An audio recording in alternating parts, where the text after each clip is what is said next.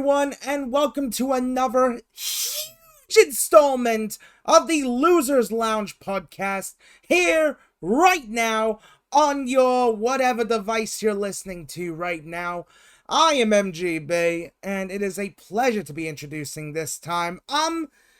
Little bit of an interesting scenario we had this time when it comes to getting the podcast started. So, normally, our studio would be all ready to go, all prepped and all that, but apparently a thunderstorm hit the area where our studio normally is located, and, well, I think it might have fried some of the equipment. So, from what I know, I think Christian's off to go get that all fixed and sort out all that insurance money, because you know how much of it a pain in the ass insurance is to get. Like, it is an absolute pain. So, yeah, Christian's not going to be with us this time, but we still have a stacked lineup of the lounge here, of all the peeps. So, let's get to business. And, well, this is my first time actually introducing this man here on the podcast. But, ladies and gentlemen, I would like to introduce, first up, he is the OG of OGs. He is a man who's been on, I believe, every single episode of the podcast in the history, which is pretty damn impressive, might I say. So, ladies and gentlemen, let me hand it off to you to one of my closest buds. He is indeed the heelest of Balors. His name's Will, aka Heel Balor. Yeah, Mr. Swag! Mr. Swag! Honestly, he might have done a better show than Christian. Love you, Christian. Legit. We love you. We miss you and stuff like that. And sure, Steve. Anyways, I'm the heelest of Balor, Sin Balor, Prince, not Balor. You all the freaking rest. I mean, you haven't heard that in a very long time. It's great to be back on the Losers Lunch podcast. Be talking AEW Dynasty this weekend, which, funny enough, the day before my birthday. So it's going to be so much fun. It's going to be so much fun. Can't wait to talk with these amazing people. And let's not waste any time. Let's introduce our other losers. First of all, he just spoke. He is one of the best out there. He is our brother. He is our fellow loser, our best friend. Please welcome Steve. Yeah. You heard it earlier. We are a man down, but that's not going to stop us from still being the greatest podcast on this platform. I hope you guys have an incredible time listening. You know, it's that time of the year. It's a pay-per-view week, and you can't have one of those without us. So, yeah, you know, it's tradition, and we're going to keep things rolling as I pass it over to the Skull King, Mr. BeastMode 9000. Man, you know, it sucks Christian's not going to be able to hear to talk Dynasty with us, but it is all good, man. You know, I wish him all the best in sorting out the electronics, because we had some expensive ass shit in there, dude. Like, I regret to inform you that I think I forgot my Dickmaster 5000. Whoa! In the lounge. Oh my God. So I feel like that is now fried, which is unfortunate. And it's not what you think, ladies and gentlemen. You get your mind out of the gutter. The Dickmaster 5000, it makes hot dogs. Yeah. What'd you think? Yeah. Weenies. Hot dogs. It also does other things. Anyway, so I am the Skull King BeastMode 9000, and I cannot wait to talk AEW Dynasty. When Dynasty rolls around every year, like there's like a subconscious part of my brain that says Revolution, but it's not Revolution. It's AEW Dynasty. Beast. It's only rolled around once. That was last year. Well, son of a bitch. Well, I know I was talking about AEW Revolution last year too, and I was like, no, it's fucking Dynasty. That's sick. So AEW Dynasty. Talking AEW Dynasty. It's a stacked-ass show. We got a stacked-ass lounge, even though Christian isn't here to talk it with us. But fear not, because he will be back next time to talk WrestleMania with us. But we are here to talk Dynasty today. Introducing the next member of the lounge. He is a man that absolutely loves himself some Linkin Park. He is a man that absolutely loves himself some Walking Dead. This man is Black Neagan. Yeah, you already know what the deal is. What's going on, y'all? Black Neagan is here rocking in the lounge. Unfortunately, Christian, as y'all already know, ain't here. But you know, it is what it is. Sometimes this shit happens. Me personally, I like to blame the government. But hey, that's neither here nor there. But what is here is we get to talk motherfucking Dynasty. Yeah, and something a bit interesting with Dynasty this year is that, well, I believe it's in one of y'all's neck of the woods. Is that correct? Huh? I wonder which one of us it is. Yeah, it's in parts unknown, bro. That's my hometown. It's in Texas. Okay, and that's where All In's going to be this year. Yeah. Oh, it's Arizona. Oh, wait, that's when Double or Nothing's gonna be. No, not. Let me check. Oh, I see where it is. It's an arguable. It's without a doubt one of the greatest places in this country that we reside. The birthplace, the birthplace of yours truly. Not really, but go along with it. The place, the hell that holds the Liberty Bell. The place that gave you the cheesesteaks. The place where the Constitution was written. Philadelphia, Pennsylvania. Yeah, How funny is it that a show called Dynasty is going to be in Philly when Philly's football team ended another dynasty? Yeah, it's kind of a bit of a full circle moment in a way, if you want to think about it like that. Like, seriously, full circle moment, Dynasty in Philly. Like, that's a big deal, especially considering last year, Philadelphia was the host for one of WWE's big events in April, which of course is WrestleMania 40, which was amazing. So, going a year later to have another big wrestling company come on in to the same city to hold another big pay-per-view in the same month time frame of April? Yeah, I think that's pretty rad. Yeah. But guys, Yeah. I'll tell you, we've got a huge card to get to. So many matches on the card, but We forgot one more loser. We forgot him. We can't leave him out. We can't continue. I'm just kidding. Nobody's here. Everyone's here. I'm just kidding. Nobody's here. Continue. I just want to make that joke. I mean, April Fool's Day is a few days ago. Come on, I'd do something. Yeah. I mean, Man, all the this big man brands just were cock doing teased really us, good bro. That's stuff fucked up. for like April Fools. I mean, did you guys see Buddy Elgato posted up like a desk that had all like the Stream Deck buttons on it? And it was like a full No. desk. It was the craziest thing I'd seen for like April Fools. But yeah, I think we'll probably have a photo of it on the screen. I don't know. We don't know how the editing's gonna go, but yeah, who knows? Anyways, so we've got a huge show here. Pretty much there's no real like non-title, non-tournament matches this time, which is kind of crazy if you think about it. Like, we don't really have any sort of non-title related matches, so okay then, so let's get to business, and we start off with our two Owen Hart Cup matches. Of course, the tournament is back for this year, and believe me, I love me a tournament, and AEW loves themselves a tournament, so we've got two pretty big matchups in for the tournament here, and we're going to start things off with the men's contest for this year's Dynasty, as, oh boy, you want your flippy shit, you got your flippy shit. It's Will Ospreay taking on Kevin Knight. Now, Kevin Knight recently just joined the AEW roster officially, and believe me, Kevin Knight's been one hell of an incredible talent, and I'm intrigued to see how he goes from here. We all know what Ospreay's about. We all know what he's capable of, and we all know he wants that AEW World title, and he knows what he has to do in order to get that title. So the question we gotta ask ourselves is, who's going to get that dub? And I think I will start off with you, Heel Balor, since I know you are the Will Ospreay expert of the group. What are you gonna say about this matchup? Thank you, man. It's I am looking forward to this match. Ospreay is one of my favorites, obviously. What I've seen of Kevin Knight, he's really good. And I think, long story short, Ospreay and Kevin Knight gonna put up an amazing match, good storytelling. Ospreay's gonna win, but I do think he will make Kevin Knight look like $1 million. I really do. He's go out there and just make the kid look great. That's one thing. I'm intrigued to see what they're going to do in the ring. It's the most important thing. But Ospreay's going to win. There you go. Yeah, that is definitely a pretty good stance there from you.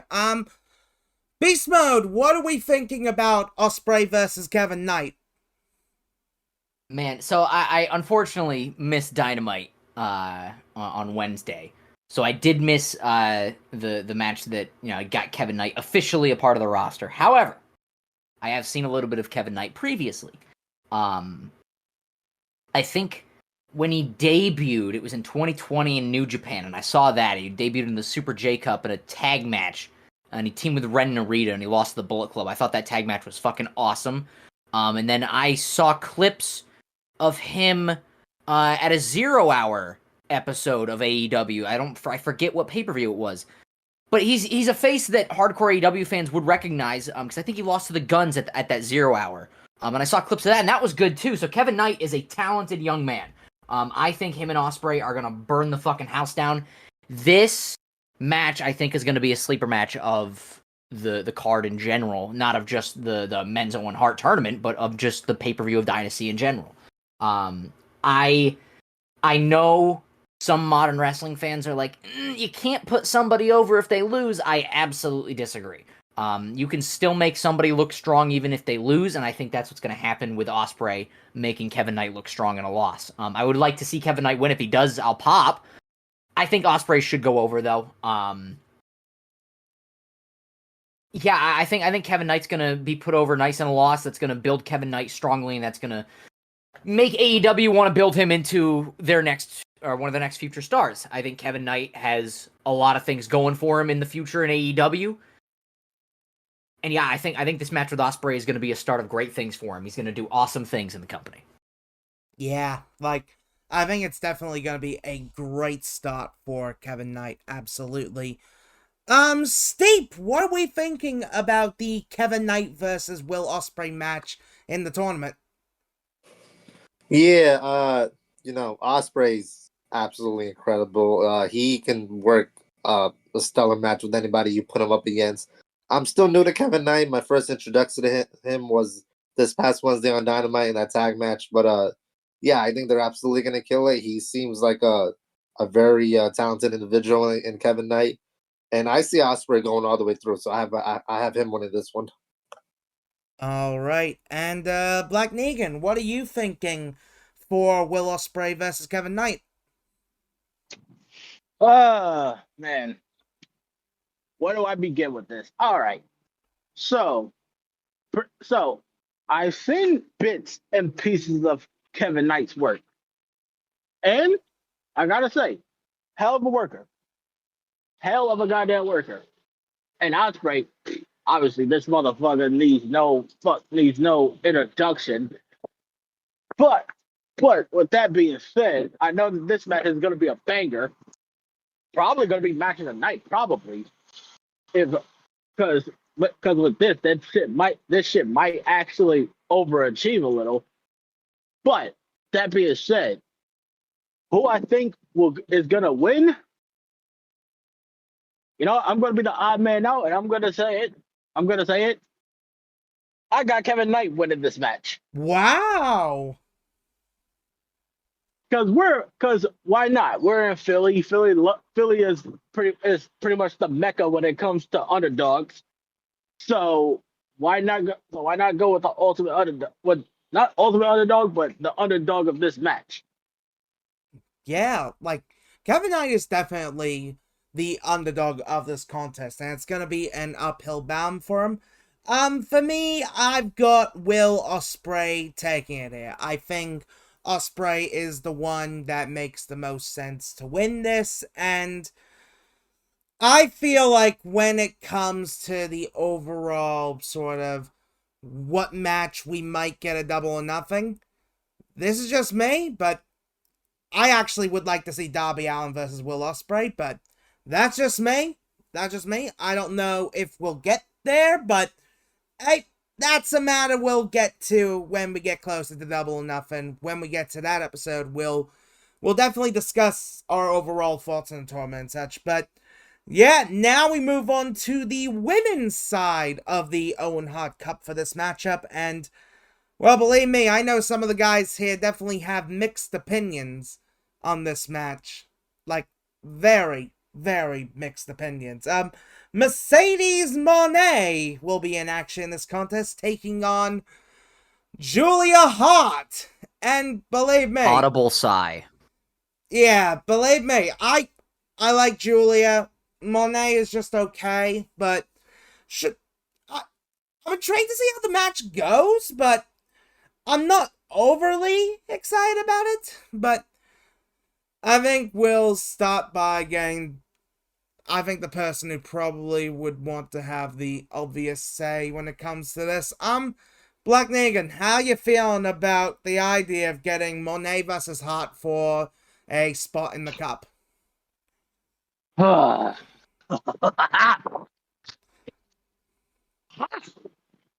that blue haired fuck. Shh. You calm down.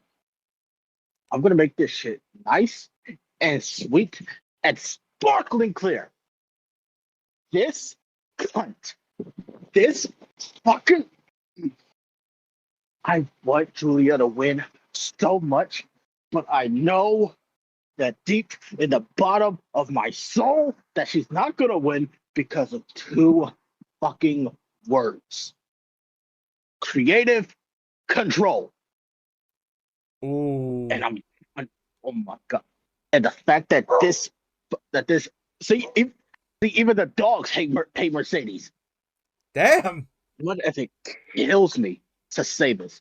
I want Julia Hart to win. I want that to happen. I need that to happen. I am begging for that to happen, but it's not gonna fucking happen because that fucking Hulk Hogan fucking wannabe has creative control. And I literally might fucking vomit like Reagan from The Exorcist.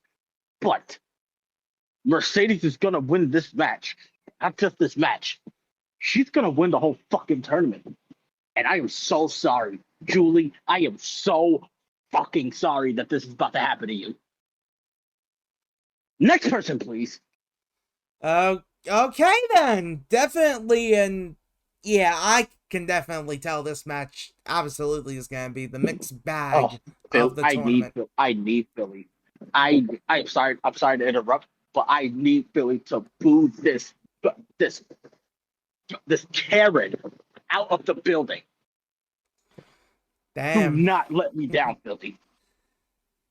Well, let's hope so, I suppose. Yeah, BeastMode, how are we feeling about this matchup that we got here between Julia Hart and Mercedes Moné? I will reiterate. Audible sigh. I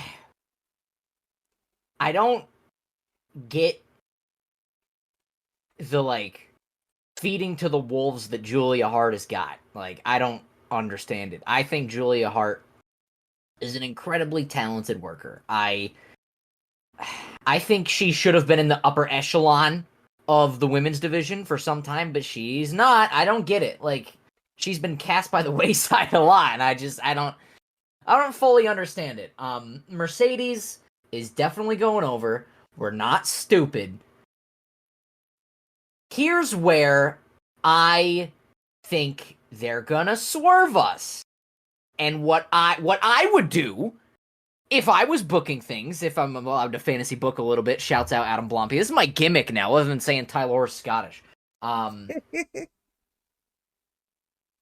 would like to see Final 2 be Mercedes and Statlander, because then we could get Mercedes Statlander ending their rivalry, and maybe, if AEW's smart, they could also put the TBS title on the line in the finals, and have the winner be TBS champion, and have it be Chris goddamn Statlander. Not gonna lie, that's actually a really good idea. It is, but they won't do it. So Mercedes is going over here. She'd probably win the whole tournament, isn't she? I wouldn't be surprised. Heel Balor, what are we thinking about Mercedes Moné versus Julia Hart? I'm going to keep mine short and sweet and to the point, honestly. I think it'll be a very good match, obviously. I know a lot of people don't like Mercedes, which is understandably fair. Your opinion is valid. Julia Hart should win this match. She's not going to. I don't mind Mercedes. I can at least tolerate her. She's going to win, and that'll be the end of it. Simple as that. Yeah, like, short and sweet, I think, is a good way to go. Like, I don't expect the match to be like a full-on squash or anything, but short and sweet is probably the best way to go when it comes to it. And, Steve, what are we thinking about Mercedes Moné versus Julia Hart here in the Owen Hart tournament? I mean, me personally, like, I don't mind Mercedes. I like Mercedes. You know, I think she's a great talent and wonderful wrestler. However people want to view her as a person, you know, that's whatever. But I think she's an incredible athlete for what she does and all that. And I'm gonna just go with the obvious. Obviously, I'm gonna play it safe and pick her. But yeah, I think Mercedes is great. Yeah, like, I know people give Mercedes a lot of shit, and rightfully so, but she is a good wrestler. Like, we all can absolutely agree with that. Like, I hate Mercedes Moné. Like, I just don't like how Julia Hart's been cast aside throughout her whole career. And just, I don't like how predictable the women's tournament is. Like, the men's tournament is stacked. The women's tournament's stacked too, but the women's tournament suffers from the predictability of it all, which sucks. It's not that I hate Mercedes. I think she's a great talent. She's a good worker. I'm not the biggest fan of her, and just haven't been overall, whether she's in WWE or AEW, or I'm not a huge fan of hers, but I at least can tolerate a fair amount of her matches because she's a decent worker inside the ropes. But I just don't like the super predictability of this tournament. It feels bland. Like, there's no flavor in it. Like, I look at the bracket, yes, it looks stacked, it looks awesome, but there's that one glaring name in there, Mercedes Moné. It seems super predictable, and I could be way off, I could be way wrong. AEW could be cooking something up, they could be cooking some gumbo with this and have something string out and be crazy and have it be, like, they could swerve us with it. I don't think they will. It seems super predictable. It's a stacked tournament. I just don't like the predictability of it all, and that's where the audible sigh comes from. Like, that's absolutely fair, and I think that is definitely the case. I do have Mercedes winning. Like, it is definitely the predictable one, which is a shame because Julia Hart is so underrated. Like, she's been brilliant, and her new group, Hounds of Hell, they've been fantastic. So it's like, it is disappointing, but I feel like when it comes to that, and I mean, come on, they're gonna have to do this. After Mercedes wins the match, I think we're finally gonna get the stare down with Athena again. I think we are going to see Athena versus Moné in the tournament, and this is just me. Athena has to beat Mercedes. She has to. You want unpredictability? Boom. There you go. Just let Athena win. Like, please. Please. Right. We've got a bunch of championship matches to get through.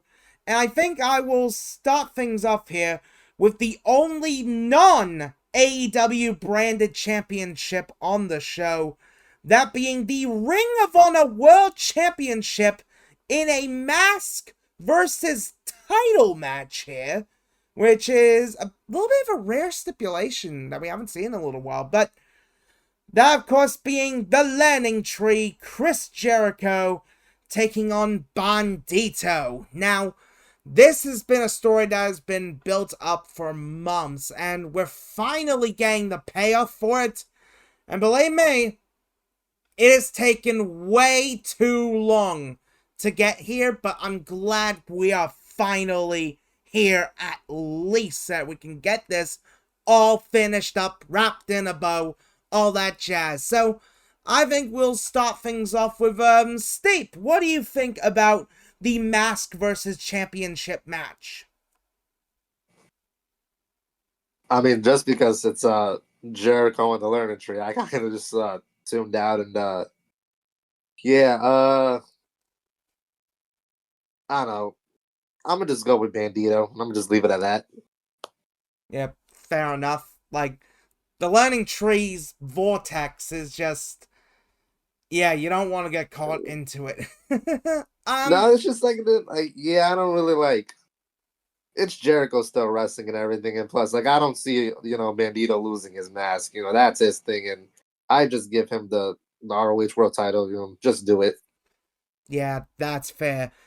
Heel Balor, what are we thinking of the Ring of Honor World Championship match? Don't really care, honestly. Bandito's gonna win and become a 2-time ROH World Champion. Get Jericho off our TVs. Yeah, I definitely hope so too. Black Neagan, what are we thinking about the mask versus title match? Oh man, I'm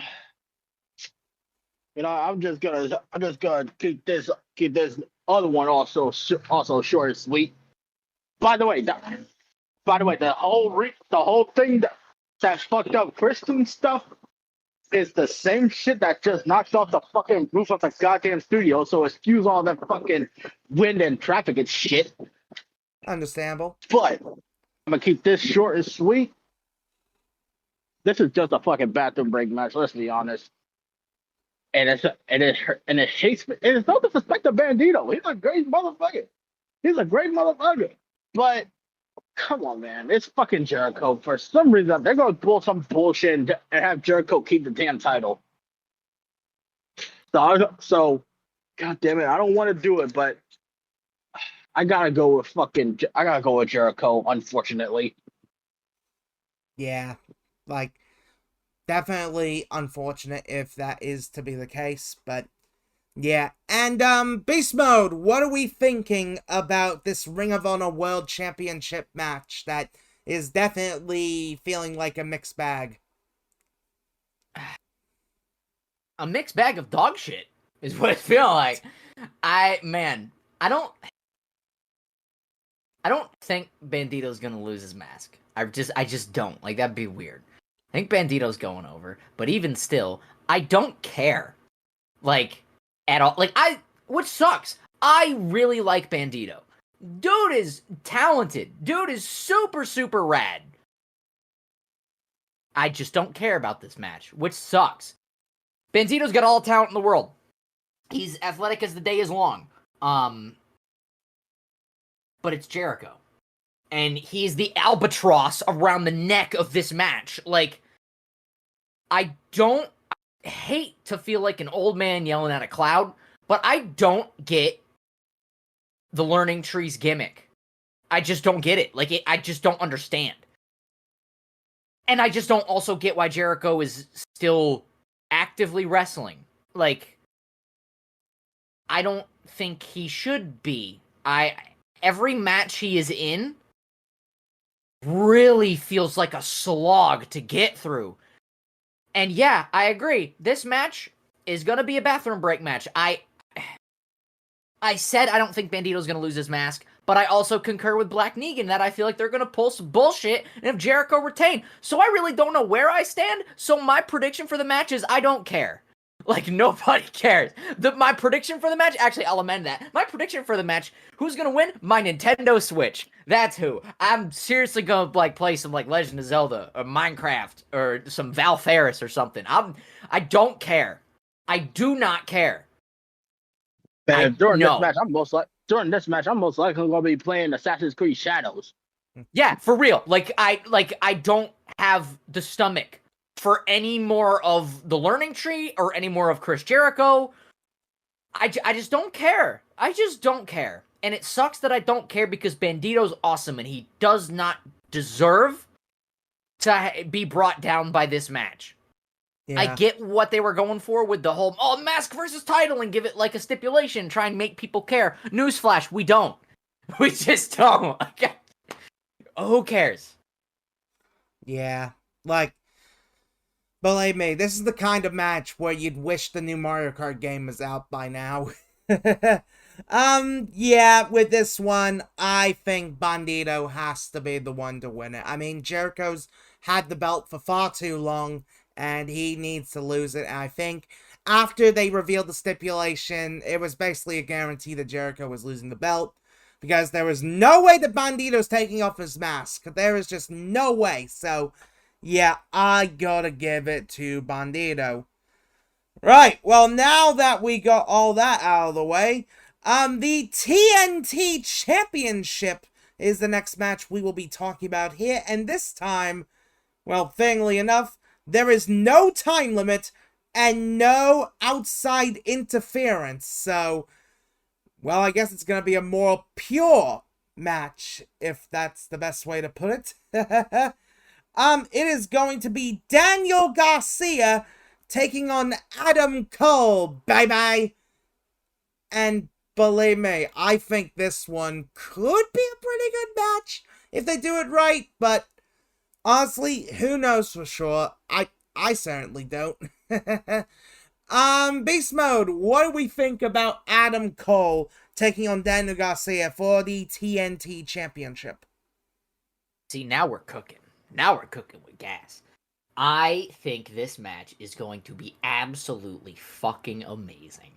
I love the stipulations that have been put on this.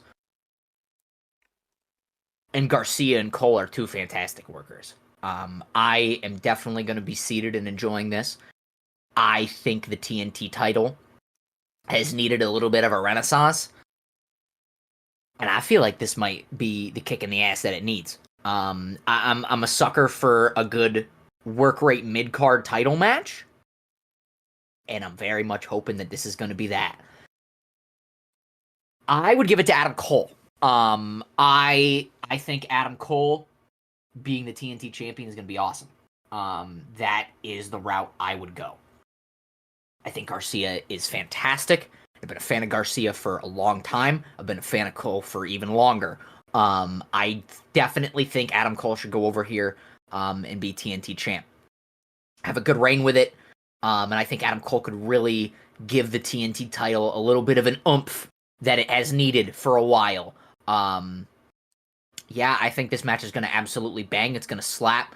Definitely looking forward to it. And I definitely got Adam Cole, baby, winning and becoming TNT champion. You know it's all about the boom. Oh, yeah, it is indeed all about the boom. Black Neagan, what are we thinking about the TNT Championship? No time limit, no outside interference match. Honestly, I'm not even gonna lie. For a while, I forgot that Daniel Garcia was the TNT champion. I completely forgot somehow. But I seen his recent work. It's been dope. But then again, with that being said, he's gotta go against what I like to call a brick wall, and that brick wall goes by two words: Adam Cole. My homeboy Adam. Baby. And no. And my man and my homeboy Adam, all I have to say is I'm a big fan of this dude. Like, I love this dude. Not like that, but I love this dude. And me personally, I feel like he's gonna take the title here by shenanigans, because let's face it, has a stipulation for no outside interference ever worked in wrestling? Not many times. Usually every time, and then when someone says there'll be no outside interference, there's always outside interference. Like you remember the whole barbed wire steel cage match with Big Show and JBL at No Way Out 2005? Oh yeah, but that one was brutal. There was supposed to be no outside interference, yet the cabinet still got involved because they gave JBL the goddamn bolt cutters. I mean, but that being said, I gotta go with Adam Cole. Bang bang. Yeah, there it is. Gotta say, that is definitely not gonna lie, that's actually a good insight to have there when it comes to the stipulation itself. But I think with AEW being a more pure product, they might stick to it, but I'm not exactly sure. Heel Balor, what are you thinking about the TNT Championship matchup? You know, a shot about the boom, Adam Cole, baby. This is going to be a fun match. First match I had apparently was very, very good. I had not seen it. So I might have to go back and rewatch it myself. See how these two are going to gel well in the ring. Adam Cole works better as a heel. It's a decent babyface, but Adam Cole works way better as a heel. Adam Cole is going to cheat to win. Whether it's, outside interference, just like Black Neagan said. Yeah, sure. Yeah, outside interference is totally prevent people from interfering in the match. Sure, they sure do. Yeah, Adam Cole is winning. Regardless if it's dirty tactics, outside interference from whoever it may be, Adam Cole is winning. Daniel Garcia is great, trust me. This TNT Championship reign sucks. His reign sucks. He's great. His reign sucks. End of discussion. Adam Cole wins, baby. Oh, yeah. Man, it's definitely rough for Garcia having to have not the best run sort of thing. But who knows for sure. And, Steep, what are we thinking about the no time limit, no outside interference match? I mean, everyone else already summed it up. That none of that stuff is gonna actually, amount to anything because there's gonna be a load of interferences in this.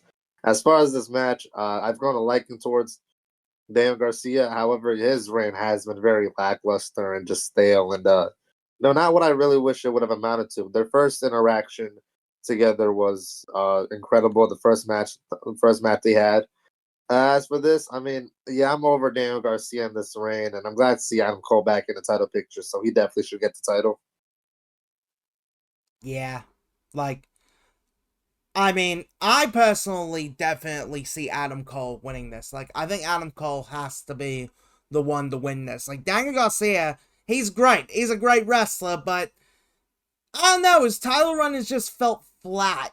And that's not anything to do with Garcia, obviously, but it's just that they didn't really give him much of, a chance to have a great reign. So, a little bit disappointing there with that, but I think Adam Cole's gonna make the belt feel much more prestigious, and I think it's gonna it might be a little bit of a stretch, too, but it's in the name also. TNT, it's all about the boom.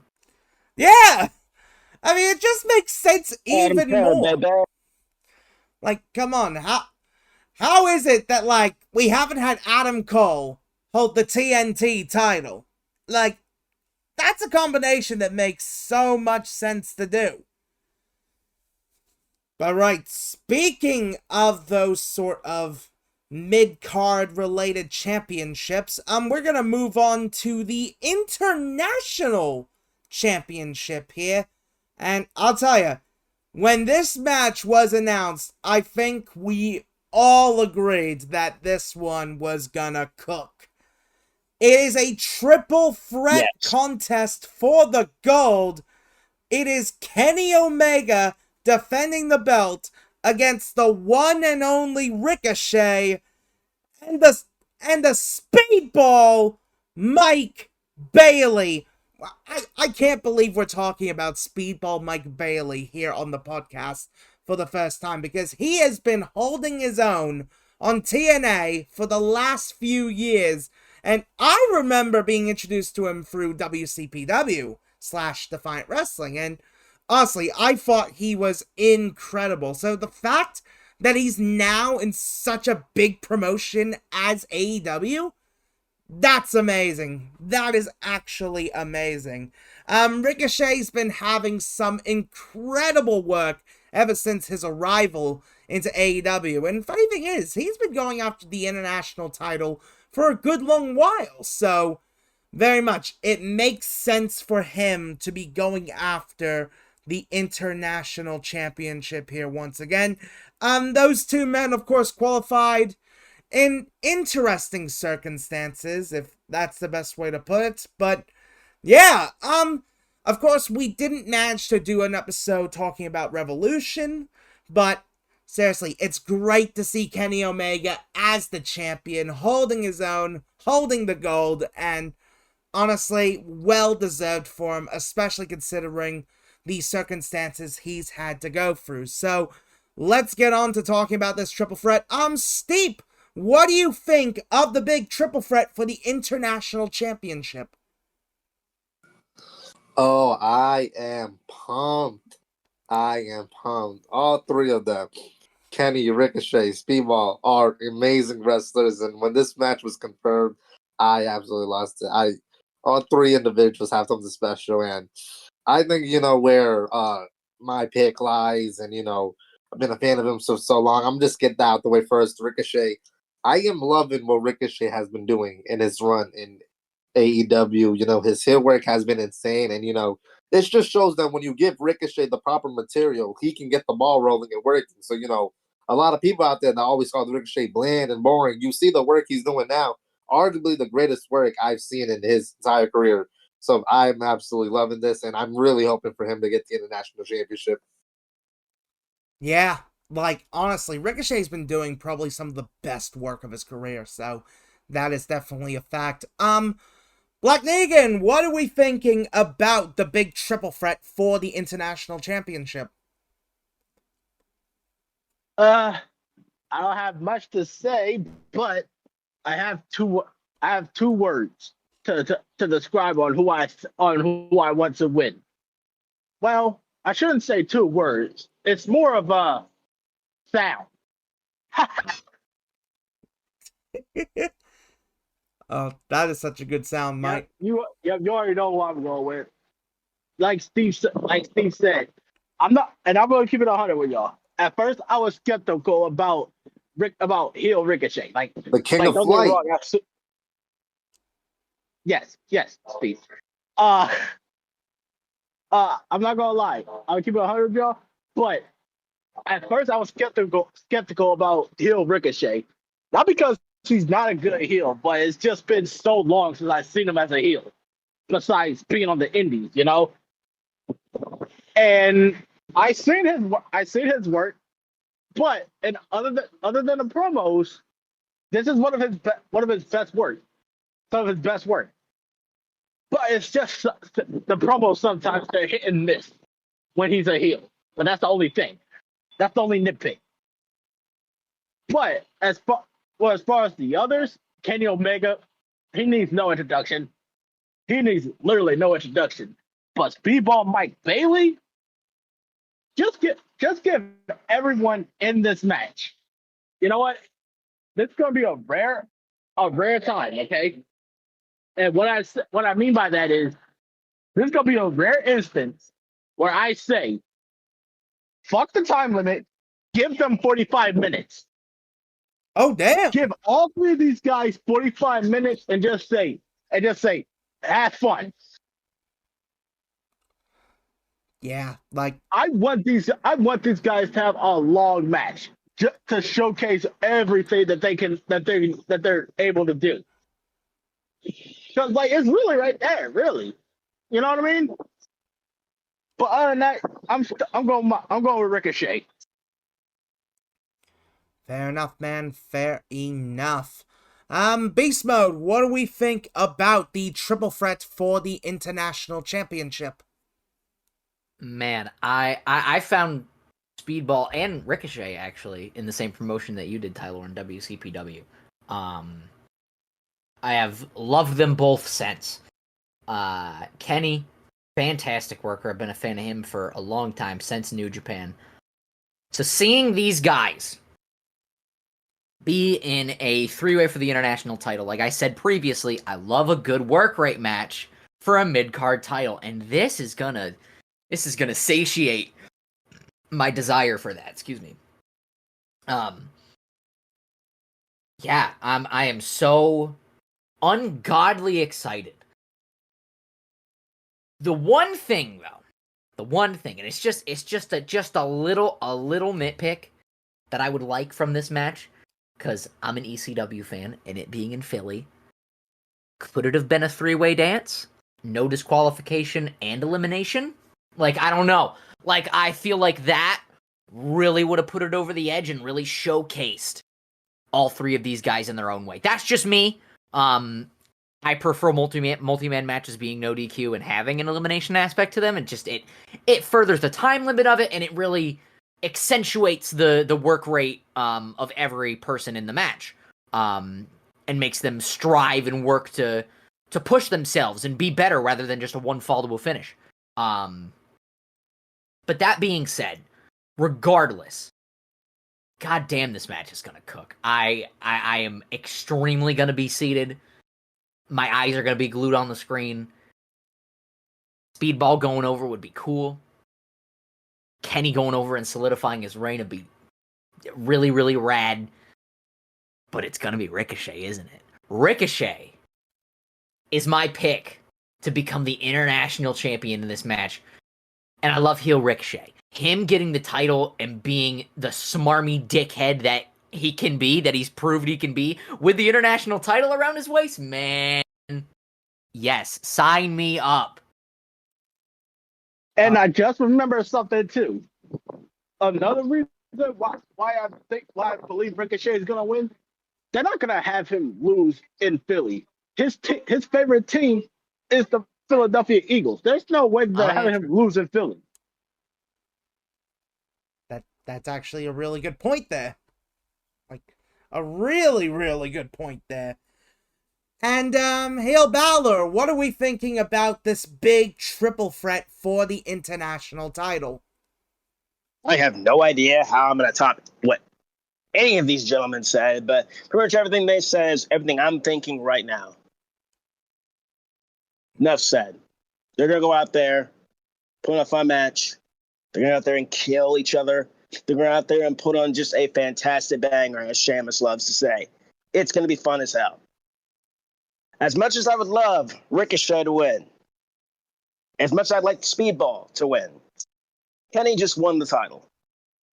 I don't think they're taking it off him. Not yet. I think Kenny's holding it all in. I really think Kenny's hanging on to the championship. So I hate saying this. I got Kenny. Actually, I don't hate saying it, but I would really want someone else to win. But I'm just gonna say I'm the odd man out. I'm going with Kenny Omega to retain the international championship. Hell, you know what I would do? I would, and this would be insane. And this obviously isn't gonna be about the show, but this was me. I would have done obviously triple threat, but I would have added Iron Man stipulation for this match. Yes, 30 to 20 minute Iron Man for these guys. And it would have main evented the show. That's just me. But that's just me just thinking and me being a fanboy there. But I think Kenny Omega's going to win. I'll pop if Ricochet wins. I'll pop if Speedball wins. I'll pop if Kenny Omega wins. I'm just ready for a fun match. I'm ready for a fun match. That's all I care about with this one. Kenny Omega's going to retain that. Kenny Omega. Believe me, man, that Iron Man stipulation you mentioned, that's actually a really good idea that they should really evolve doing. And believe me, putting your fantasy booker hat on for that, we all love to put our little hat on for that kind of thing. And believe me, that is something I have to agree with there. For me, I'm gonna go with the crowd with this one. I'm gonna go with Ricochet. Because I feel like Ricochet is probably the best choice here to win. I get Omega's already won the belt sort of thing, but I don't know. I feel like I could see Kazuchika Okada interfering in the match to make sure Omega doesn't have the belt, which would kinda lead into All In. That's just me. That's just me on that, but yeah, I gotta give it with Ricochet. I think it's just the one that makes sense. And look, I would love to see Speedball win, but I feel like it's too soon between debut and title win for that to happen. Not that WWE has stopped themselves from doing that as of late, but I don't know. It just feels a little bit too soon, but that's just me with that. But right now we gotta move on to the tag team and trio side of things, and I think we'll start off with the AEW World Tag Team Championship match. And oh boy, they hurt people. The Hurt Syndicate will be in action as they take on let's just say the interesting team of Big Bill and Brian Keith. Now, a little bit of backstory when it comes to this matchup. Big Bill, he kind of has a tag team title shot that he hasn't claimed yet. So, Big Bill, now that his former partner has moved on, is teaming up with Brian Keith, and they want to go after the titles that Big Bill never, well, got the shot for. Which, I mean, yeah, understandable, but when you have to switch partners, it's like, does that make the title shot thing a bit invalid? Like, I don't know exactly how that works, but of course, with the Hurt Syndicate, they do have a lot on their plate at the moment, especially considering they're looking to add a fourth member. And, well, they have... MVP's made an interesting decision with who the fourth member could be, but yeah, that's definitely one of the points that definitely needs to be thought about.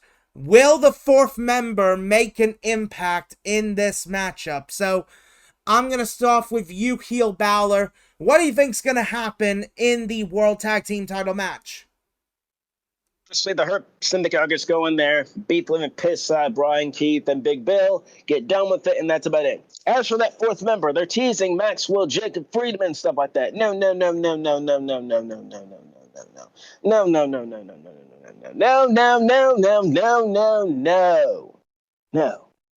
It's not gonna be you. It's not gonna be you. You're not Brian Danielson, dude. You can stop saying no. I'm better than Brian Danielson. Anyways, What universe? This universe, dude. No. You just said no. In universe 616. Oh no. Wow. Nah. What 616 are we talking about? I don't know. You take a pick. Our universe.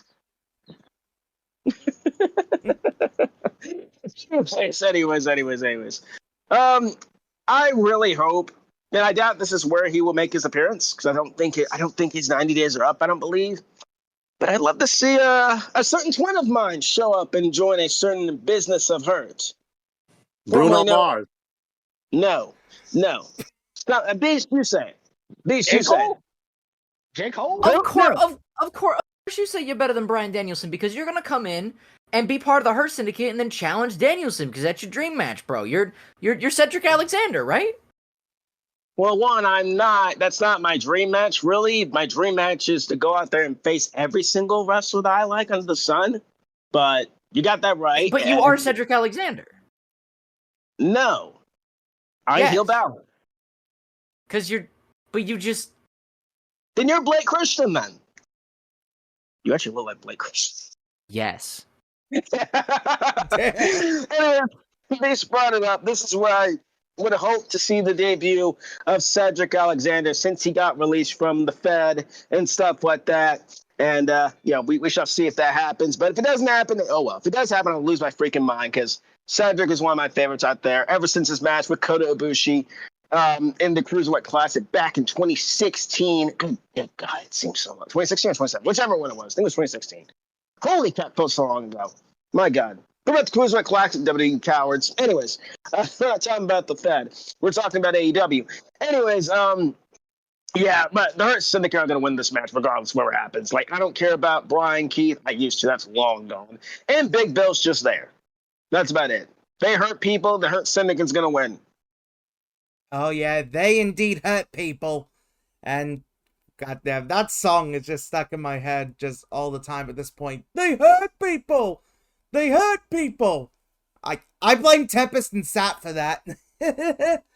But yeah, Steve, what are we thinking about the AEW World Tag Team Title match?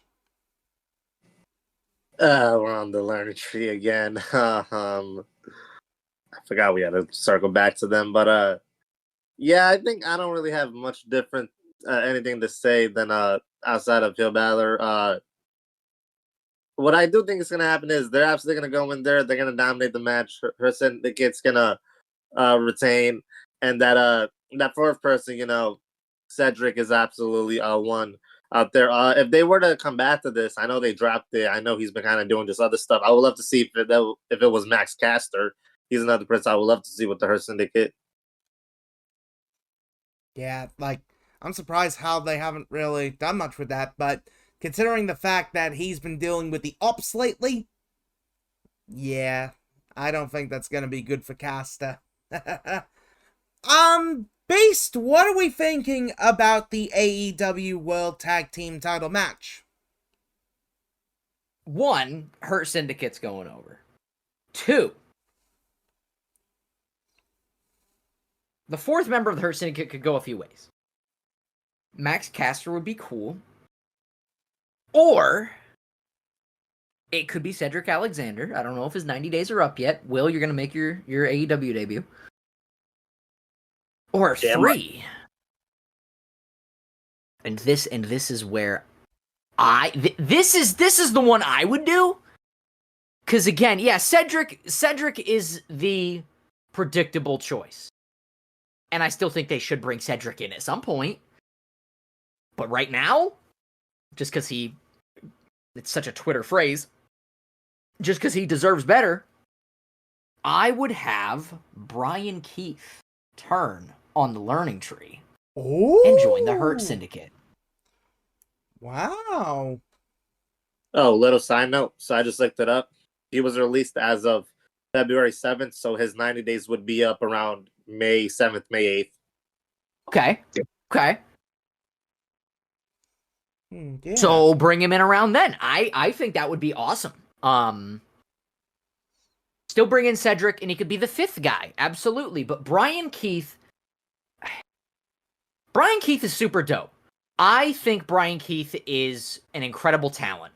I've also been a fan of Brian Keith for a while. When he got sucked into the learning tree's bullshit vortex, dude, like... Terrible. This shit was dumb.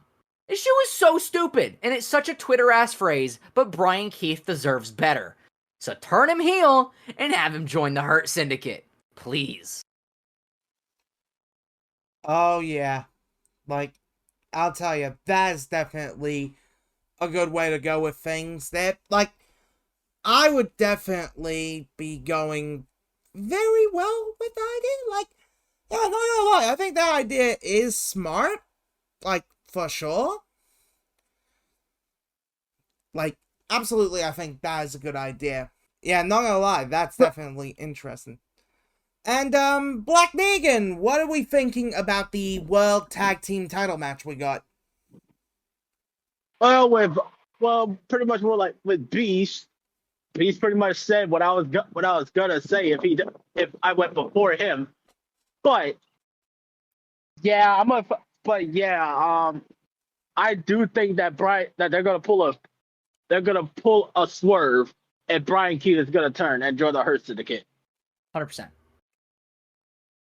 Like, that's definitely something I wouldn't have really expected for sure, if that was to be the case. No, like seriously, I was dead ass gonna say that if Beast didn't go before me. Yeah, like, fair Great enough. minds think alike. Ain't that right, Mr. Skull King? You damn right. Yeah, like, I gotta say, it's definitely gonna be an interesting match to see what happens there. I do have the Hurt Syndicate getting the dub, because, well, they hurt people! They hurt people! And believe me, they about to put some hurt on Big Bill and Brian Keith. Honestly, I don't know if it will happen, but if things work out for him, then I would say that Cedric would make his arrival here, sort of thing, if timing worked out and everything was good. But, look, we don't know if that's going to be the case, so, yeah, for now, I'll just say that the Hurt Syndicate is going to get the dub. But, well, if we thought tag team action was going to be a bit crazy, how about trios action? The World Trios Championship will be on the line at Dynasty, and I'll tell you, this is an interesting one for how it could go. Rated FTR. So, of course, that is, well, Dax and Cash, and a man who we now have to call simply Cope. Which, it is funny at least, because, like, the internet uses, like, the word Cope for, like, reasons. I don't know why the internet likes to use Cope lately, but they sure do, so it is kind of funny, but then again, it can't compete with Edge. Like, the name can't really compete with Edge. They'll be taking on the Death Riders. And believe me when I say, this match is gonna be fine. Like, I think it's definitely going to be a fine match, but, well, let's see what you guys have to say. Black Neagan, what do you think of the Trios title match? I really ain't got much to say because, to be honest, I'm not even that interested in this match. But Son's telling me. But I will say this: I hope that every member of the Death Rider gets swept. Meaning, I hope that spoiler for the world title, but whatever. I hope they lose this match. They lose this trios match to rated FTR. I will say, that's definitely an interesting way to go with for, like, the whole night. Like, that's definitely an interesting way to go for it. But believe me, I'm intrigued to see how it goes as well. Heel Balor, what are we thinking about the Trios title match? Rated FTR. The whole dissension with Rated FTR, with Dax Harwood getting too big for his britches around the Rated R Superstar and his tag partner over there. Honestly, this is a match where it's like you just want to watch only because of the outcome of what it might be with the Rated FTR, the dissension and stuff like that. The Death Riders are retaining their tag titles. I don't see Rated FTR winning this match. I wonder what's going to happen afterwards is the most important thing. Will they turn on Edge? Will they lay him out? Will Dax Harwood walk out? I don't know. All I know is that the Death Riders are retaining their tag team championships here. And honestly, you could do the turn here where FTR turns on Edge. And you can do their own thing there with that. But like I said, regardless, the Death Riders are not losing their tag titles. Tag champs are going to retain. Yeah, like, that's definitely a way that could go with that, for sure. Steep, what are we thinking about the World Trios Championship match? Yeah, it's no different than what others said. This match just seems like something where the outcome afterwards is like the only thing to look forward to. The Death Riders are absolutely retaining, and I do think that something's going to happen with FTR and Edge afterwards.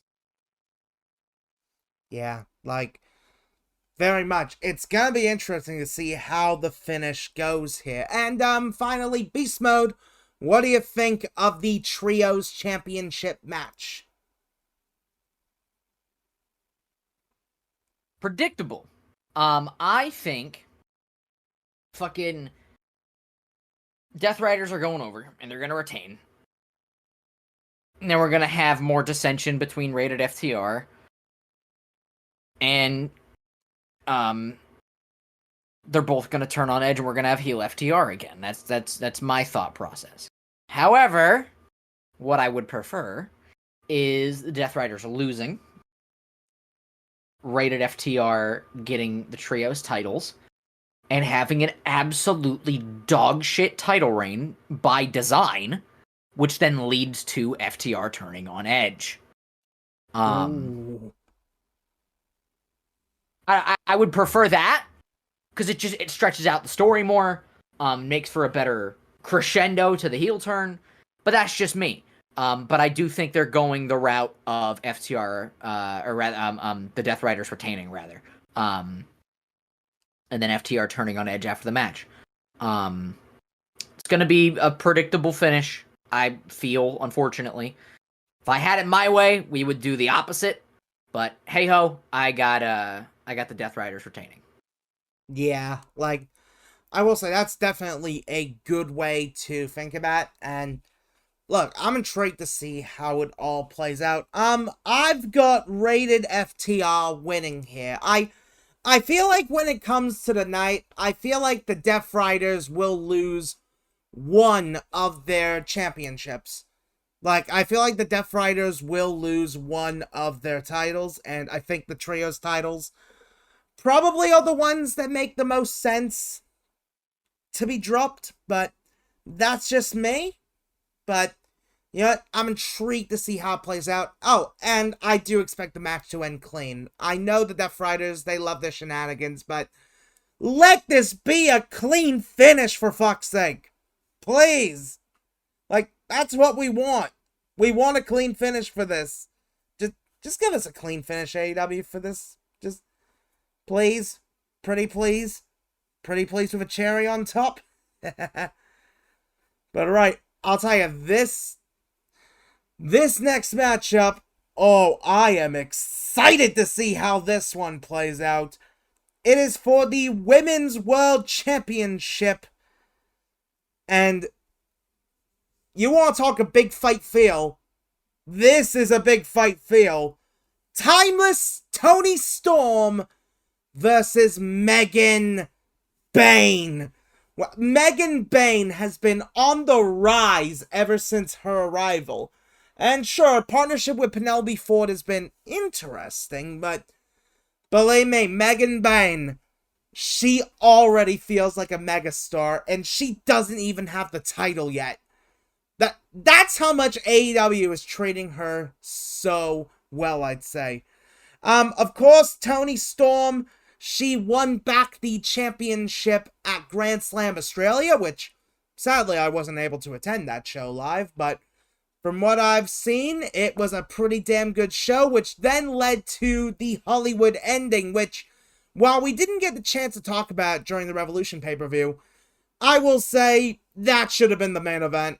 The Hollywood ending should have been the main event because that match was amazing. Like, absolutely amazing, and they should have main evented, but that's just me on that, and I think that's a lot of people's opinion on that, considering what actually main event Revolution, but I think we're not going to have much of a problem with that this time. But yeah, it's definitely a big fight feel. The top champion versus the top challenger. I am very excited about this. Beast Mode, how excited are you for the Women's World Title Match? I'm pumped, man. When Megan Bayne came in, it just kind of felt like they were padding the women's roster more. But what really solidified her for me was the match she had against Statlander. I think Megan Bayne is the new top star of the women's division now. I think she should go over here against Toni. And I do like Toni as champ. She's just kind of outstayed her welcome as champion. And I think Megan Bayne, being the new top star, should get the rub here. I think Megan Bayne should absolutely go over. And it's going to be a great match. It's going to be a big fight feel, like you said, Tylore. It is going to be probably... Do I want to say that? Yeah, I'm going to say that. I think it might be... It's early in the year, but AEW, at least one of AEW's best women's matches all year. It's going to be up there. This match is going to cook.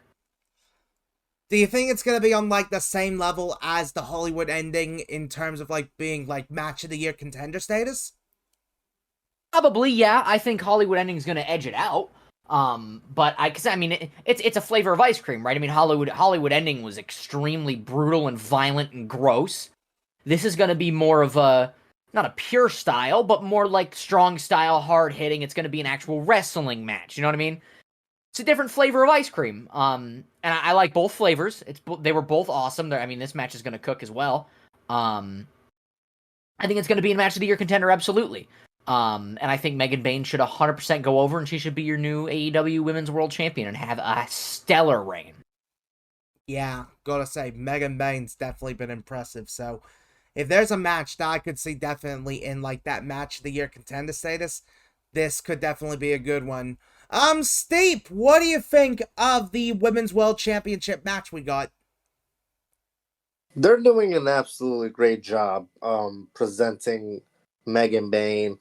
And, Toni with, her gimmick. Timeless gimmick is a way of, something beautiful. It's, I don't think it's to the extent that it was, a couple months ago or even last year. I do think it's kind of, like, derailed since then. But it's still something fun to watch. It's still something, of charisma, and, she's very charismatic with it. Megan Bayne has been looking great, the way they've made her look. I preferred if Tony wasn't the champion, nothing against her. So I just kind of think you kind of killed Mariah May's her entire momentum with that, and just, her not being, champion longer, at least a little bit longer. I don't think there was a reason for Tony to win it back. I would absolutely love if Megan Bayne won this match, considering, the way they've built her and the way, she's been looking, and, you want to keep that going, but I see Tony retaining. I mean, fair enough with that. Like, I know a lot of people had mixed feelings about Tony winning back the belt at Grand Slam. I personally had no real issue with it because of the story that what they were telling, but yeah, I can understand for sure why people definitely had a negative opinion with it. Black Neagan, And because she's Australian. And because Tony's Australian. Damn. Black Neagan, what do you think of the Women's World Championship match? I got no real thoughts about it, honestly, because I honestly, I don't know a thing about Megan Bayne. I'm not gonna lie. I think Tony's gonna win, but literally, I wish I had more to say, but I don't know anything much about Megan Bayne other than she's a woman that has huge knockers. Yeah, like, Megan Bayne's definitely been quite impressive. That's something you can agree with. Like I said, I don't know who Megan Bayne is. The only real thing I know about her is that she's a woman that she has really huge knockers, and that's pretty much it. I mean, fair enough. Fair enough. So I really don't got much to say other than Tony's winning. Like, that's definitely a fair way to look at, for sure. And, I knew I had to save the right person for last when it comes to this topic. Heel Balor, what do you think of the Women's World Championship match? I'm very excited for this. I really am. It's gonna be probably one of the most underrated matches of the night, in my opinion. I think they're gonna go out there and tell a good story. With Megan Bayne coming in, being the new dominant presence on the roster, it's interesting. It's cool. I've seen a little bit of her work, and she's really good. She's really good. I love it. I love the gimmick and stuff like that. We haven't heard her talk much, which is fair. I don't know if she's bad on the mic, but what I have seen, she's not awesome. But I got to see more promo work from her. Other than that, Toni Storm, we all know about her. Timeless stuff. We all know it. She vanquished Mariah May. I miss May, but it's all good. She needs to go on a break. It's okay. She'll be back, hopefully. We shall see whatever company she decides to turn up into. Anyways, I think it's going to be a very good match. Let's put that. Who that's going to win? I'm going to go with Megan Bayne. I think they're going to give her the rocket ship. I think, I like Toni Storm. Trust me, I do. I like Toni. I think having Megan Bayne win here is the right decision. Have her win. Toni will be fine. She's already a 4-time champ. We already know all that shtick. She'll be fine in the loss. Do I think it'll happen? No, I don't think it's going to happen. I think that she's going to retain, obviously, but my pick is going to be Megan Bayne. Establish a new star, establish a new threat on the roster, and new demon shit on the roster, and then establish this is a threat. This is a dangerous threat. Megan Bayne is, and I'd have her go over and be like, what? Wait, what? They actually did it? Shock and awe. So I think Megan Bayne is the right choice to win this match. I want Megan Bayne to win, and I think she's the right choice. None against Toni Storm. I do like her and all. Thomas Gimmick's great. Steve said best. It has run its course a little bit. It's kind of getting a bit annoying, but I still like Toni. But she loses here. Give the title to Megan Bayne. Strap her up. Give her the belt. Yeah, believe me, I'm a massive Toni Storm fan. I think she has been incredible in AEW, especially with the timeless gimmick. At first, I wasn't sure about the gimmick, but now I love it. like, I think the gimmick is incredible, and I still think it has a lot of leg room. And I think with Megan Bayne as well, she's definitely someone who's on the rise. But, I'm gonna be the odd one out with you guys. I'm actually gonna say this match is gonna go to a no contest. I don't see a title change. And Okay. yeah, like, I feel like AEW should hold off until Double or Nothing to do the title change and to give Megan Bayne the title. Like, this is her first time in, like, a championship match. And you want her to look strong, but you don't also want to devalue Tony and such, because she's, like, your top female star sort of thing. So it's like, what do you do in that sort of scenario? And because this is, like, a standard match, I feel like Penelope Ford is gonna get involved to cost the both of them the match, or, like, cause a DQ sort of thing, which then leads to Double or Nothing, like, some sort of stipulation, like, maybe a cage? I don't know, but that's when I think you should give Megan Bayne the belt. That's when you think you should do it. I think both ladies need to look strong in this matchup at Dynasty, and then when we get to Double or Nothing, that's when you do the title change. I mean, look, I might be the odd one out with that, but quite honestly, I think that might be a good way to go for it. Like, I don't know, do you think they might go for a no contest, guys? If you want to protect both wrestlers in the finish, you could definitely do that. And both, honestly, would be fine in a loss.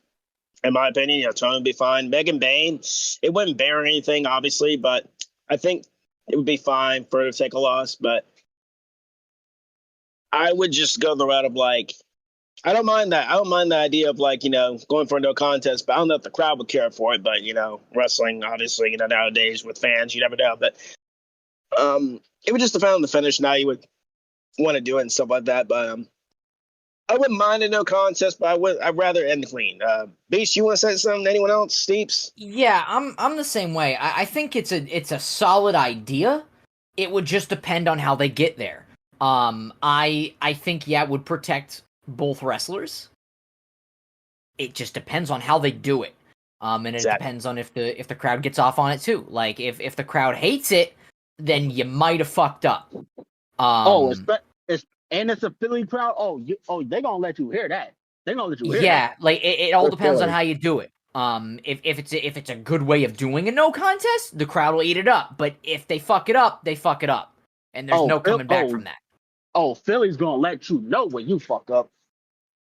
Oh, yeah. Well, it really depends. I don't know if y'all know this. I don't know if y'all know this, but I shit y'all not. One time, there were a bunch of Eagles fans, and guess what they did? They booed Santa Claus and threw snowballs at him. Wow! Wow! This actually happened. Look it up. I'm not making this up. And with Philly being a hardcore wrestling audience, you gotta do a no contest right. So it could be done. They just gotta book it right, and it would protect both wrestlers. But the cards have got to be right. Yeah, like, knowing the crowd that we are dealing with, it's gonna be hard to pull off. I mean, Stape, like, how you feel about the idea of, like, them potentially going no contest with it? It really depends. I don't think a scenario like this, I would pull something like that. I mean, I don't know. I don't want to say if there's any bias there, but it's just like something about just Tony being champion. Like, I think she's gonna retain the title regardless. But if that's the way that she does it, I wouldn't be too pleased with it.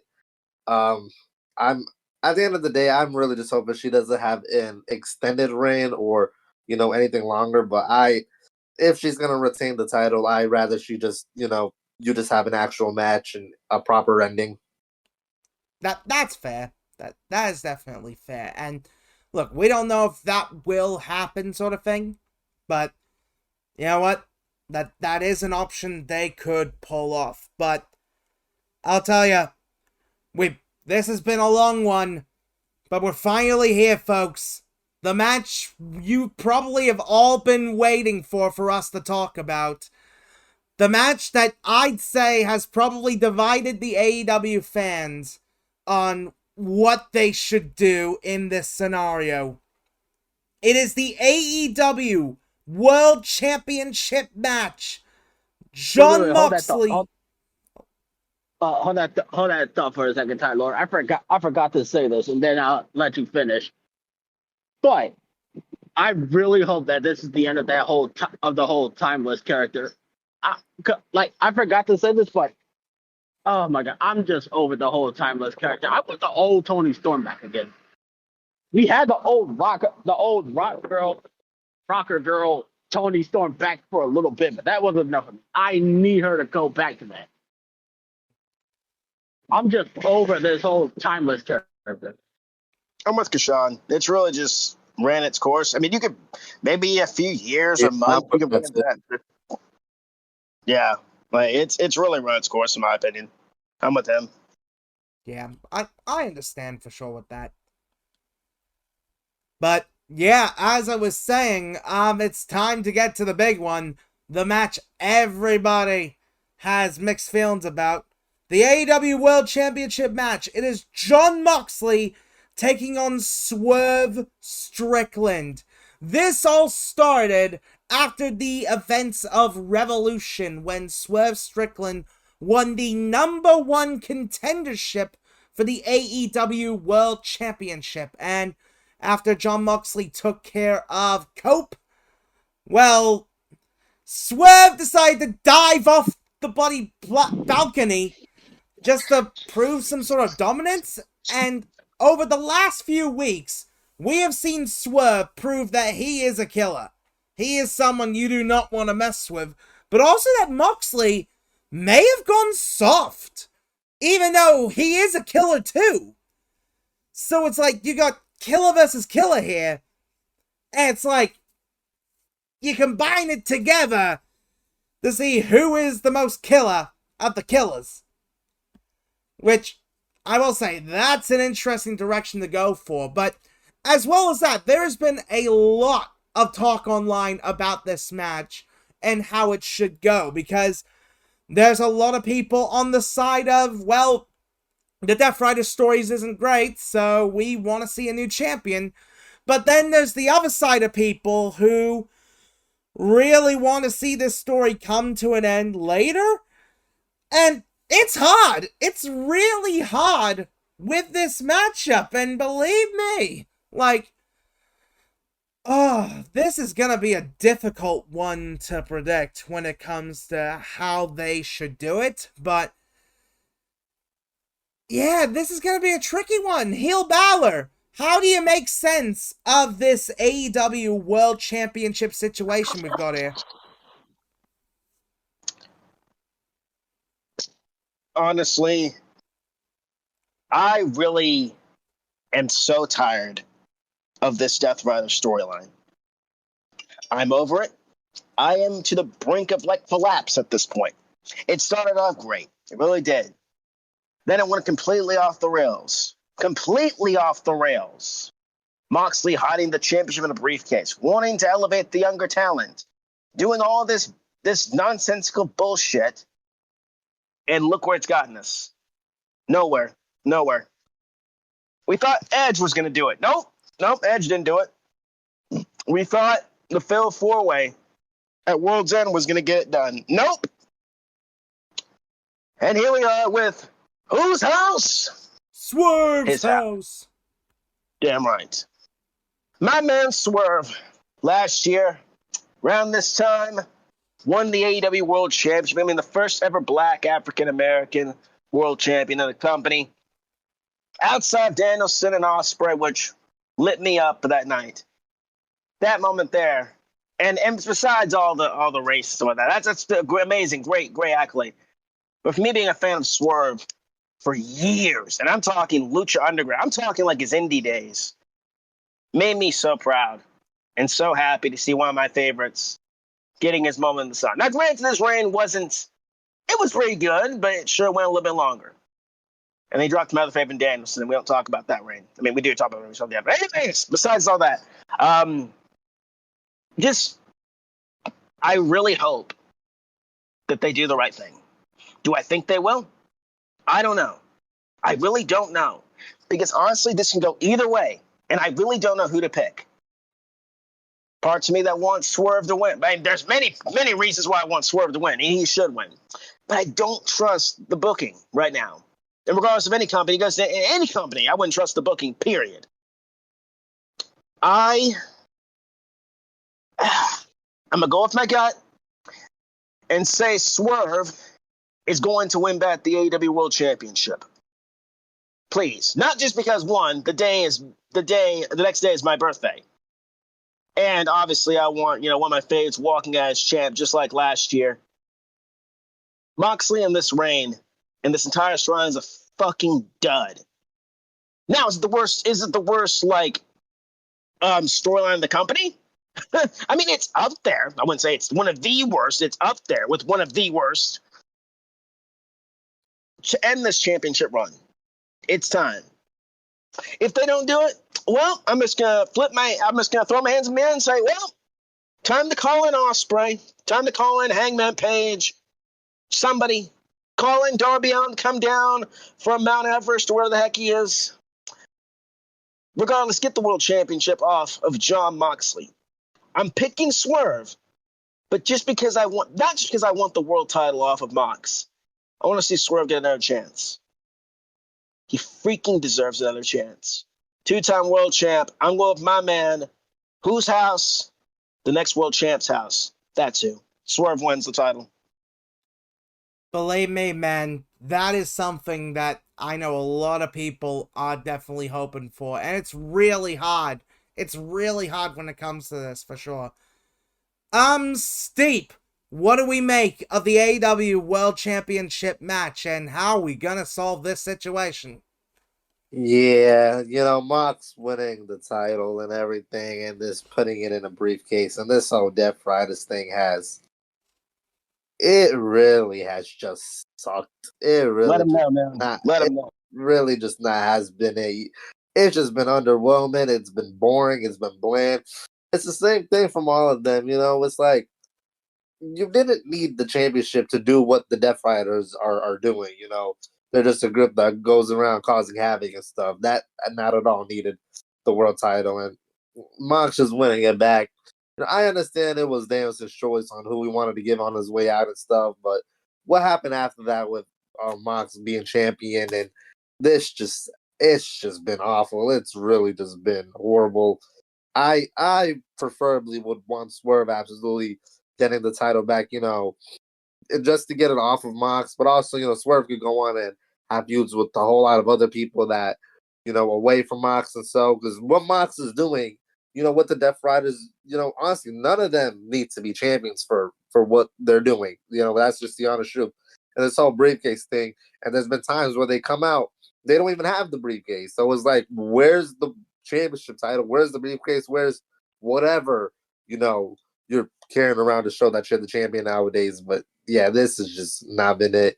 I really just, want Swerve to win the title back. And if he doesn't, then, you're running out of options. Just somebody at the end of the day, just please take the belts off Mox. That's all I ask. Yeah, like, I can definitely understand the feeling when it comes to that. Beast Mode, what are we thinking about this AEW World Title situation, and how do we solve it? I think, the perfect solution. Ooh. 20 minutes. Pushing a half hour of brutality. Have Swerve and Moxley annihilate each other. And I would have it be no disqualification. Because, here's why. 25 minutes in,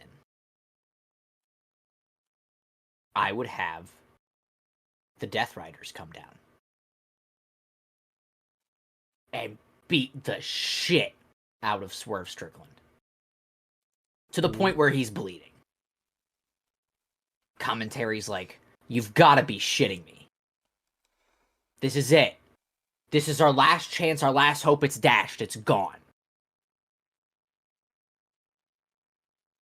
And just as Moxley has him up for the Death Rider, skirt, skirt, swerve, swerve, and it's Prince Nana with, and I don't know his name because I don't know who sings Swerve's theme song, but the guy that sings Swerve's theme song along with Swerve. They come down to the ring, and Nana has a bag with him. What's in the bag? People are wondering. What's in the bag?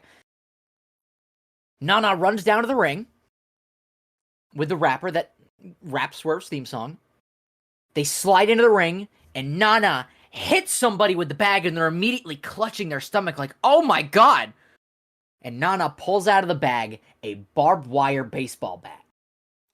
Ooh. Chases off the Death Riders, swinging it at him like, come on, motherfucker, I fucking dare you. Chases him off, and out comes every single person the Death Riders have made an enemy of, and they chase him off too. This is why in the tag match, I would have had the Death Riders lose, because it does not make any sense if the Death Riders would have won for then this to happen. So have the Death Riders lose in that tag match, please. It wasn't my prediction of the Death Riders losing, but please, if I was able to do it, I would have the Death Riders lose, because it would make more sense. Because then you would have Cope and fucking FTR come down to the ring. You'd have Willow come down to the ring. You'd have everybody that the Death Riders would have made an enemy of come down to the ring and shit can them, run them off, so then it is just Swerve and Moxley. And I would have everybody that the Death Riders have made an enemy of beat the fuck out of Jon Moxley afterwards, because he deserves it. This is what he's done. He's hit Willow with a fucking paradigm shift. He nearly ended Bryan Danielson's career. This is what he deserves. Beat the dog shit out of him. Give him a taste of his own medicine. And then after that, I would have Swerve Strickland produce three chairs.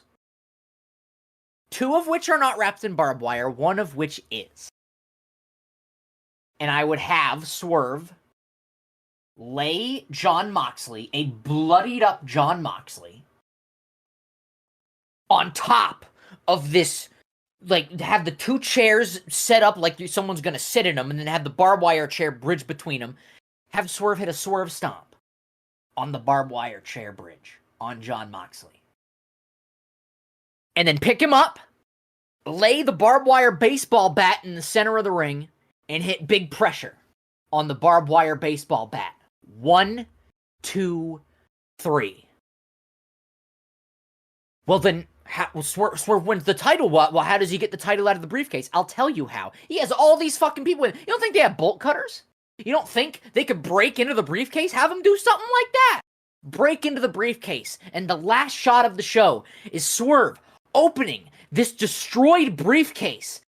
And he smiles. And he takes the AEW World title out of the briefcase and he holds it up for the first time since Jon Moxley became AEW World Champion, to a huge pop from the crowd. They get to see the world title again and have Swerve held up by everybody in the ring on their shoulders, confetti raining down from the sky. That is how I would end AEW Dynasty. Swerve Strickland vanquishing the sickness that has been in AEW, because Jon Moxley's wanting to destroy AEW from the inside out. And Swerve Strickland says, nah. Get it? Because Prince Nana. And he gets the AEW World title again. And he vanquishes that sickness within AEW. And he takes his rightful place at the helm again as AEW World Champion. With everybody saying, whose house? Swerve's house. God damn. Wow. I gotta say, man, that is one hell of a fantasy booking. Like, believe me, you got what it takes to do that kind of thing. Like, absolutely, man. I appreciate that. Yeah, like, you think I'm good at fantasy booking? Look at Beast over here. He's damn good at it. It's alright. I've saved the man who gets this pay-per-view in their hometown, Black Neagan. What do you make of the AEW World Title situation, and how do we fix it? First of all, I just gotta say, Beast, kudos. You probably just gave everybody that listens to this a fucking nosebleed with that booking.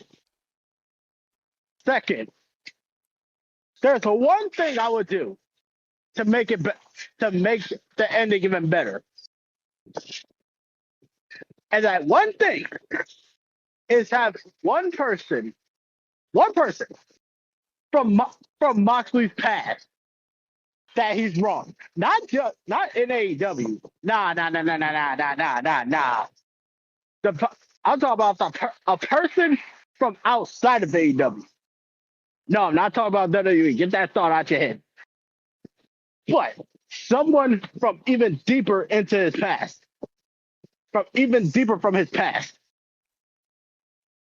All I can say is dong, dong, dong, da, da, da, da, da. Nick Gage? Nick motherfucking Gage. Oh my God. Wow. Oh my God! Yeah, you didn't think about Nick Gage, did you? I thought you were going Neil Diamond Cutter. Who else knows Mox better than anyone, and has faced him more times than anyone in his entire career that has history that goes back as far as Nick Gage. Nick fucking Gage shows up again, and he's like, motherfucker, I'm here to take you out. We're gonna take you out, motherfucker. And then he takes the barbed wire bat, beats the brakes off him with it. I'm talking pretty much damn near do to him what fucking Abyss did to Rob Van Dam that one time when he had Janice. Damn. So I remember that. just leave him in a bloody mess. And then Swerve hits his finisher. 1, 2, 3. And everyone's all happy. They're all happy. They're all just celebrating. Yep, it's Swerve's house again. But then he gets interrupted. We hear the music of who I think the wild card of the Owen Hart tournament is. But which theme is it? It ain't a first countdown. It's the final countdown. I will lose my fucking mind if that happens. Yeah. I would be shocked. The return, and this person, he may not be Jake Long, but he's a goddamn American dragon. Brian motherfucking Danielson. I will be the happiest man alive if that were to happen. And I would make this special just for Will too. What do I mean by that? I would have to clock strike midnight. The match ends, and all celebrating. Then the second the clock strikes midnight, we hear da da da da da da da da da, and then Please. out comes the American Dragon on his birthday. Please. That would be amazing. And he stands on the stage. They stare at each other, and he just looks out into the ring where Swerve's holding the title, and he gives him a look like, I'm coming for that. I'm coming to take that back.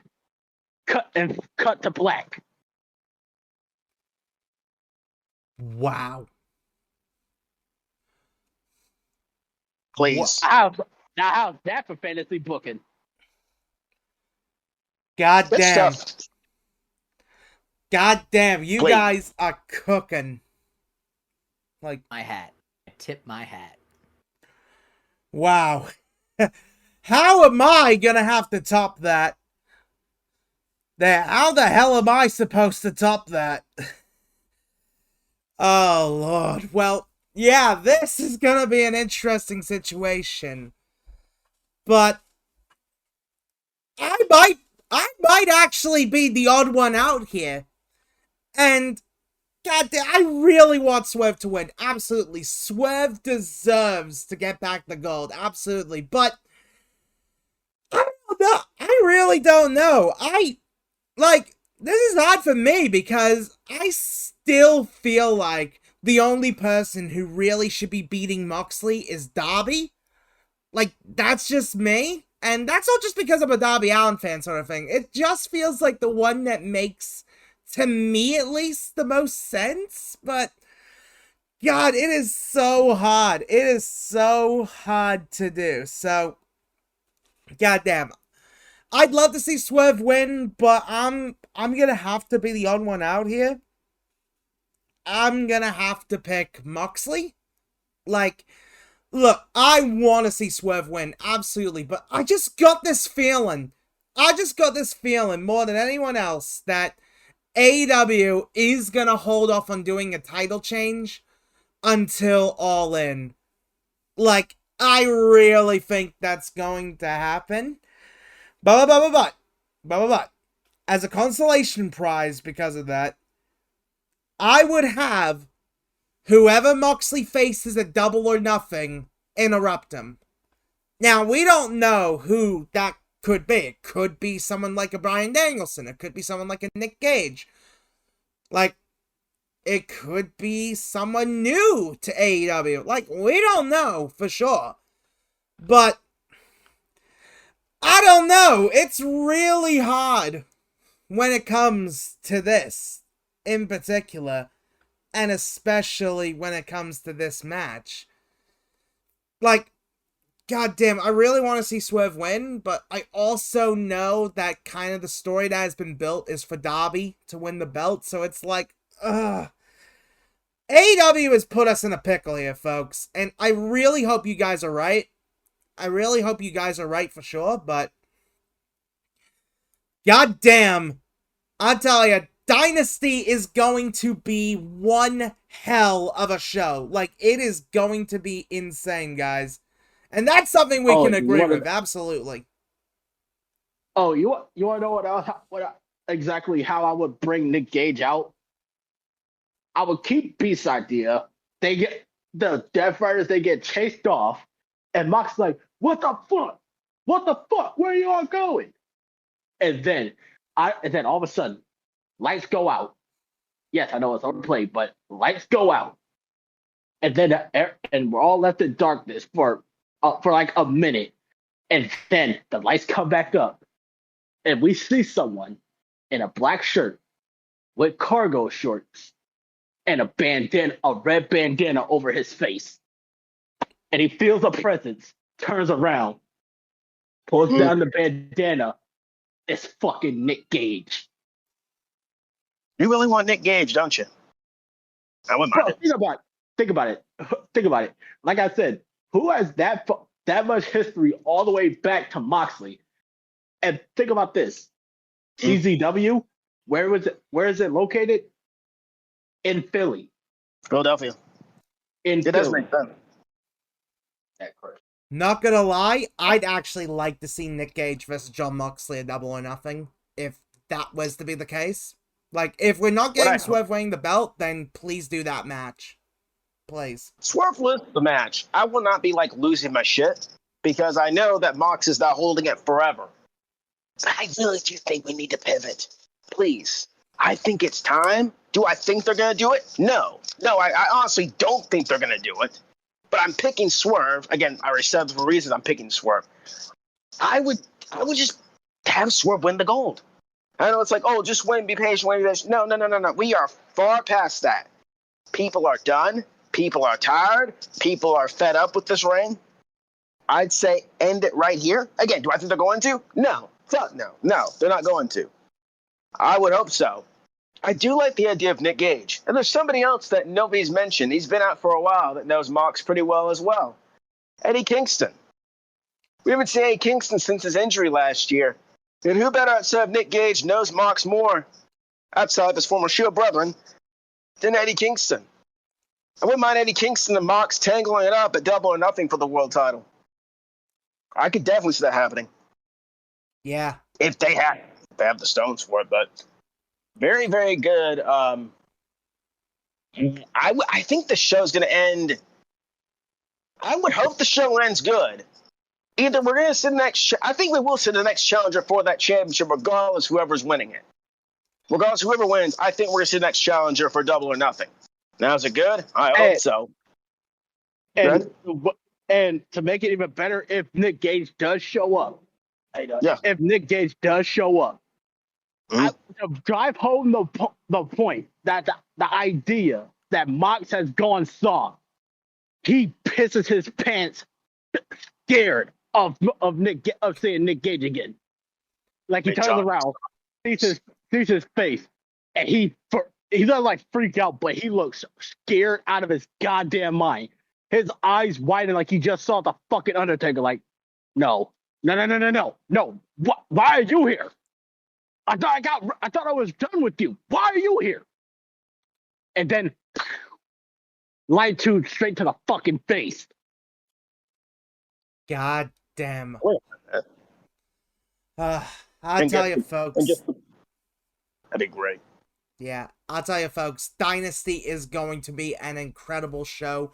We cannot wait. It is going to be fantastic. And yeah, we are very excited to see how everything goes out. But hey, how do you guys think I did? Like, first time me emceeing it. Like, god damn. Yeah, pretty good, man. I'll tell you, first time me emceeing this kind of thing. And believe me, I've seen my fair share of podcasts sort of thing. But, man, doing it yourself sort of thing, actually doing it is a bit intense, but god damn, it was worth it. Oh yeah, we were great. Yeah. Yes, sir. You all did good, boys. Yeah, hopefully next time Christian will have gotten all the tech fixed up back in the studio. Because, believe me, we need to get that studio all ready to go for, well, what will surely be one of the biggest episodes of the podcast today. And gets the roof fixed. Yeah. He also needs to get the roof of the studio fixed. Yes, we need the roof of the studio fixed and all that. We need to get some security around the perimeters because the lounge has almost gotten broken into many times. Thanks a lot, Beast. Hey, man, I don't know where y'all are, but I'm undercover right now. Like, the roof may be gone to the lounge, but like I don't know where you guys are at. But yeah, like, I'm fine where I'm at. Maybe I have a secret room in the lounge that you guys don't know about. That's like underground. Man, I've been here my whole life at this point. What underground are you talking about? It better be NXT. Let's wrap things up before they find me. Get him, State. Let's go. Yeah. But hey, goddamn. Wait, Beast, what are you doing here? What? Wait, what do you mean? What are you doing here? Wait, what is this place? It's where we put pineapple on pizza. Base. And Oh no! Don't let Lionfield know about that. But yeah, guys, that's gonna do it. The next time we do an episode, it's gonna be a big one. Oh baby, the showcase of the Immortals, the big one we've all been waiting for, the Mania 41 special. Good Lord, that's gonna be crazy, folks. We cannot wait to see you then. But yeah, thank you so much for joining us on this episode. Goddamn, a little bit sad that Christian couldn't join us this time, but hey, we had a lot of fun with it. And make sure, everyone, to follow everybody's social medias, the YouTubes, the Twitches, the Twitters, all that jazz. And Heel Balor, I'll hand this over to you, my friend. Shout out Mr. Swag. You're fired. Anyway, you're both fired. All right, bye. Anyway. No, you're Damn, saying Cedric, that's fucked up. Go Mr. talk to your Swag, beast. Bruno Cedric Mars. What are you doing? Go talk to your beasties out there, bud boy. Anyways, we are the losers in the Star Lounge. You will see us for WrestleMania. And a lot to be discussed. Oh boy, a whole lot to be discussed. Anyways, peace out. We love you guys. Hope you enjoyed the podcast. And by the time you see me next time, I'll be a different age. So let's go.